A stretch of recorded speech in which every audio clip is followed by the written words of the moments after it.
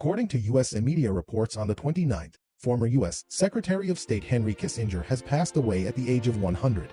This sharp-eyed and insightful old friend of the Chinese people has completed a legendary life. Just last month, he made an unforgettable appearance. On October 24th, the National Committee on U.S.-China Relations held its annual awards dinner in New York, with leaders from both countries sending congratulatory letters. Kissinger was honored at the outstanding contributions to the development of U.S.-China relations. I believe that peace and cooperation between China and the United States are crucial for world peace and progress. A few months earlier, on July 20th, Chinese President Xi Jinping met with former U.S. Secretary of State Kissinger at the Diaoyutai State Guesthouse. At the age of 100, Yu has visited China over 100 times. The combination of these two 100 holds special significance for this visit. Kissinger was born in Germany in 1923, descended from Jewish heritage. In 1938, due to Nazi persecution of Jews, his family moved to the UK and later to the US. In the same year, he became a US citizen in 1943. In his 1957 work, Nuclear Weapons and Foreign Policy, Kissinger introduced the theory of limited warfare, gaining fame in academic and foreign policy research. In September 1973, Kissinger was sworn in as Secretary of State, becoming the first non-native-born highest-ranking diplomat in the U.S. from Jewish refugee to Harvard academic star, and then to a diplomat with a legendary aura.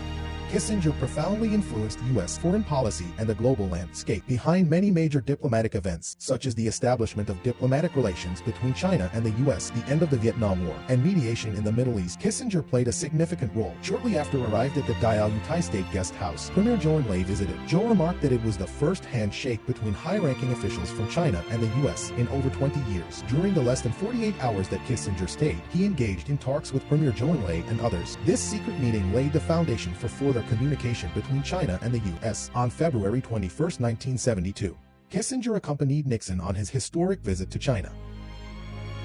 The two global giants, China and the U.S., finally bridged a 25-year gap spanning the vast Pacific Ocean and tightly clasped hands. One era ended, and a new one began. Kissinger also had a deep connection with Sichuan. In 1998, he visited the Chengdu research base of giant panda breeding and the thatched cottage of Dufu. At that time, the reserved time for his visit to the thatched cottage was 15 minutes, but he ended up spending over 45 minutes. According to accompanying staff recollections, he wrote in the visitor's book in English, "A country with such a great past will surely have a brilliant future."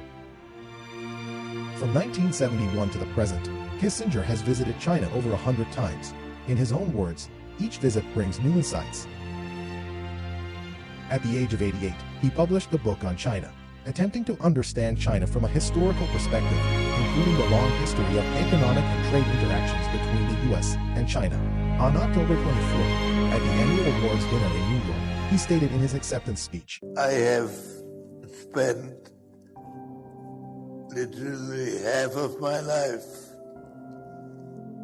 working on Chinese-American relations.